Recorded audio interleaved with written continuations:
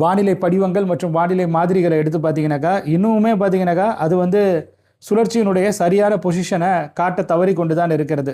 நீங்கள் இப்போ பார்த்தீங்கன்னா உங்களுக்கே தெரியும் அது வந்து வேறு மாதிரி தான் காட்டிகிட்டு இருக்கோம். பட் பரவாயில்ல, இப்போ ரேடார் இமேஜஸ் அண்ட் அந்த மாதிரியினுடைய கணிப்புகள் அண்ட் செயற்கைக்கோள் படங்கள் இவைகள் அனைத்தையுமே சேர்த்து நம்ம ஒரு கணிப்பை சொல்லுவோம். சுழற்சியானது மென்மேலும் வடக்கு நோக்கி நகரும் பொழுது சென்னை மாநகர் மற்றும் அதனுடைய புறநகர் பகுதிகளில் இன்று இரவு, அதாவது மாலை இரவு அல்லது நள்ளிரவு நேரத்தில் மழையானது தீவிரமடைய தொடங்கும்.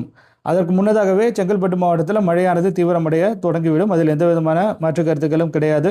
புதுச்சேரியில் அடுத்து வரக்கூடிய சில மணி நேரங்களில் கனமழை பதிவாக வாய்ப்புகளும் கூடுதலாக இருக்கிறது. அதே போல் விழுப்புரம் மாவட்ட பகுதிகளிலும் நம்ம வந்து மழையை வந்து எதிர்நோக்கி காத்திருக்கலாம். அதற்கான பாசிபிலிட்டிஸ் என்பது அதிகம்தான். அதிலெல்லாம் வந்து நம்ம வந்து ஒன்றும் சொல்கிறதுக்கு இல்லை. அதே போல் சேலம் மாவட்டத்துடைய கிழக்கு பகுதிகளிலும் சில இடங்களில் மழை பதிவாகும். பெரம்பலூர் மாவட்ட பகுதிகளுக்கு மழை வாய்ப்புகள் இருக்கிறது. திருச்சி, தஞ்சாவூர் மாதிரியான மாவட்டங்கள்